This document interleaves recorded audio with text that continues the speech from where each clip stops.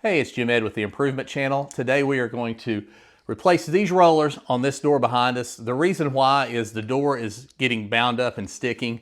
Most of the time, this is the problem. That's what my buddy that's been doing garage doors for over 20 years was telling me. And he also recommended going with these. So there'll be a link in the description. You can check it out, as well as the just very few tools that you're going to need for this project. All you're really going to need is a impact driver. I've got the nice Klein set here. For ours, it takes a 7/16, which this little kit includes. I'll put links to that as well. Also, you're going to need some garage door lube. I've got that there. Of course, these. I laid this Milwaukee set out here. This is something new that I've gotten. It's really nice. I like it. The reason I laid it out here is if you're going to tackle a project like this by yourself or for yourself, rather than having a garage door company out, you're probably going to save the amount of money that it's going to take to buy this kit. So just kind of think of that. I wanted to put a picture with that dollar amount. So let's get started. The funny thing is, it's really easy to do this little project. We jump in here, we take out 2 bolts, remove the old one, put in the new one. Just like so, slides right in. This will slide right in, and then this will bolt back.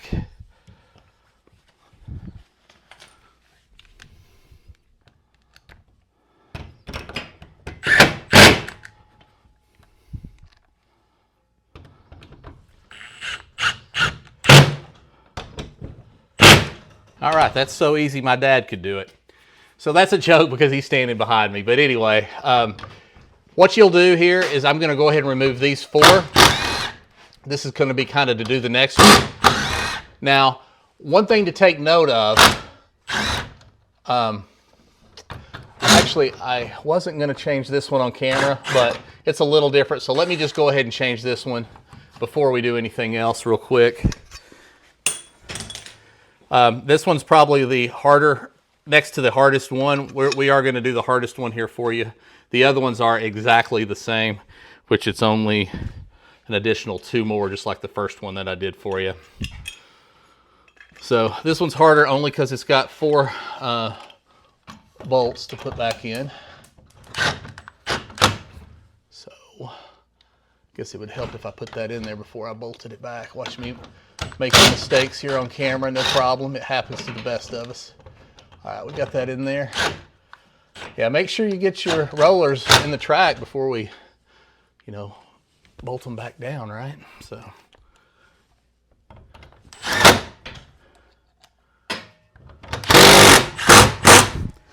And grab the one that I dropped.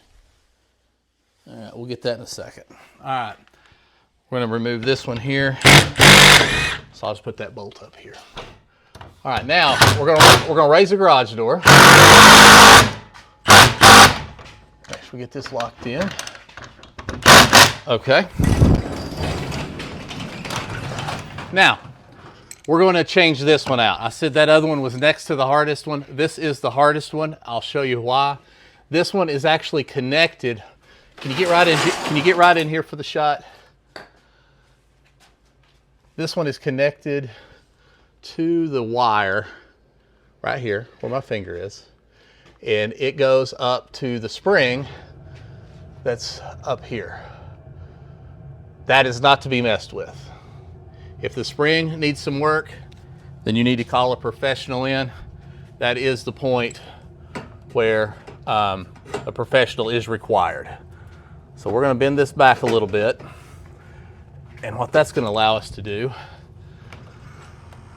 is pull this out of the track. All right, we got it out of the track. So let's try it on the bottom. All right, got it out of the track. Let me have another roller, please. All right, take the roller, slide it back in. Let's see, let's try to get it right back in like so. All right, that fits back in the track. All right, now that can be bent back. And I've seen the professionals do this.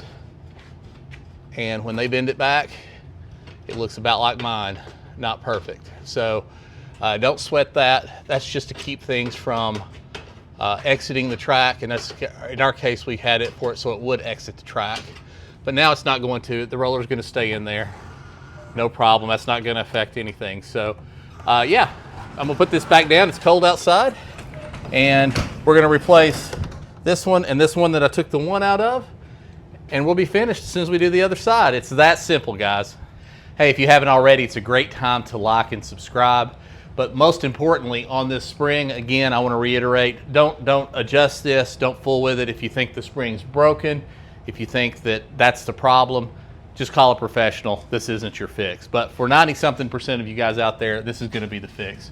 So now I'm just taking my 3-in-1 garage door lube. Use garage door lube on this, guys.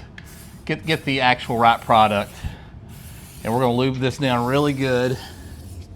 I'm going to hit it both directions.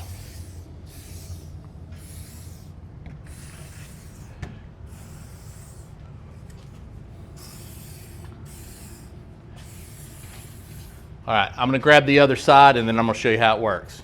All right, we got everything lubed. It's time to, Alexa, open the garage door. So never had a problem with the garage door opening. It was the garage door shutting. So let's see how we do with the garage door shutting. Alexa, shut the garage door. All right.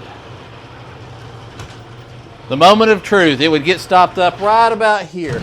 Oh, I put my hand in front of it. Alexa, close garage door. Alexa, close garage door. All right. Put my hand right in front of it. Oh, so it works perfectly now. So you can see how easy that was. If you're interested in saving a little money, maybe doing it yourself, I think this would be a great project for you to give it a try.